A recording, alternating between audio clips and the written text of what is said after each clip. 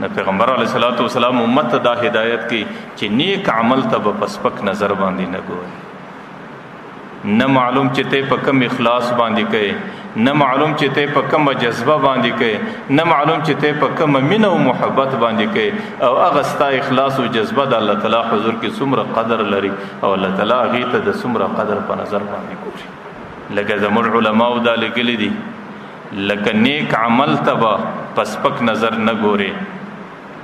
دغه رقم یو انسان ګناهګار ته به هم په سپک نظر نه ګوري. یو انسان د هغې په ګناه کې مبتلا دی، یو انسان د هغې په بدعملي کې مبتلا دی، د هغې د ګناهګارۍ په خاطر د هغې د بدعملۍ په خاطر به د انسان ته هم په سپک نظر نه ګوري، بلکې د هغې چې کومه ګناه د ګناه ته به په سپک نظر ګوري، د ګناه څخه به ځان ګوري، د ګناه څخه به نفرت کوي. لیکن دا انسان د الله تعالی مخلوق دی او د الله تعالی مخلوق الله تعالی ته ګران دی، د انسان ته به د قدر او د عزت په نظر باندې ګوري او د انسان متعلق به دا دعا کوي چې الله دا انسان دی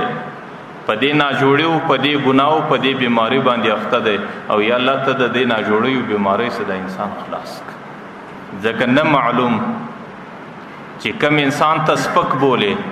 چې کم انسان ته د بې عزتۍ او د بې قدرۍ په نظر ورته ګوري، الله تعالی به د هغې د لاسه څه یو داسې عمل وباسي چې د هغې عمل په خاطر به الله تعالی درته ډېر د مخه کړي.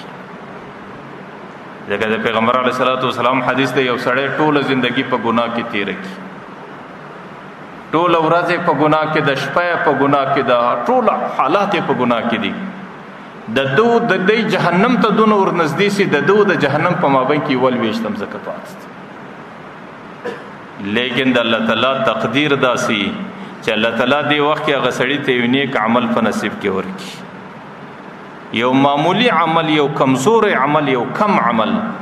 الله تعالی دغه بنده د لاسه څه وباس او په هغه نیک عمل کې الله تعالی هغه بنده ته ډېر ښه نیت او اخلاص ورکړي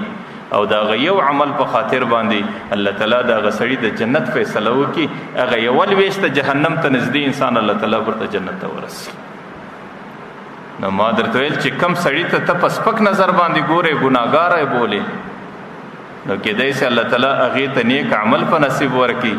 او د نیک عمل په خاطر په دینی ترتیباتو کې بیا ستاسو څو قدمه مخته سي. ځکه زموږ علماو لیکلي دي چې چاته به په سپک نظر نه ګورې، او چې پر کم ځای باندې د سړی په دماغ کې د دین یو کار رالی، یو ښه عمل رالی، هغه د دین عمل به سبا ته نه ځنډی، هغې ته به ځنډ او تاخیر سړی نه ورکوي. چې پر کم ځای باندې نیک عمل رالی بس دستي به عمل پکوي. ځکه علماو دا لیکلي دي چې نیک عمل چې د انسان په دماغ کې راسي، د نیک عمل فکر چې د انسان په دماغ کې راسي چې زه به دا ښه کار کوم، دا د الله تعالی د طرفه میلمه وي، او د میلمه چې سړی کله قدر کوي نو هغه میلمه بیا راځي. تاسو لیدلی دی چې میلمه کله یو کور ته راسي، که چیرې په هغه کور کې د میلمه عزت وي نو میلمه بیا راځي بیا راځي بیا راځي، او که چیرې په هغه کور کې د میلمه بې قدري اوس میلمه په خپله بیا نه راسي. نو نیک عمل او د هغې فکر او د هغې سوچ ستا دماغ له رالی، دا د الله تعالی د طرفه میلمه رالی.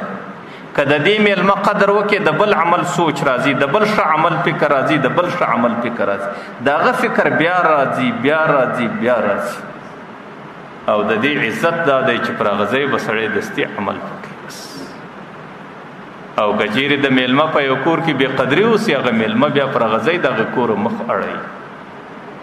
او دغه د نیک عمل فکر چې میلمه راغلی دی د دې بې قدري دا ده چې ته سبا ته وځنډئ، ته بل سبا ته وځنډئ، ته بل سبا ته وځنډئ، اخر هغه د نیکو اعمالو فکر د انسان د دماغ څخه بیا ختمیږي. نن په دې باره کې موږ او تاسو سنجیده نه یو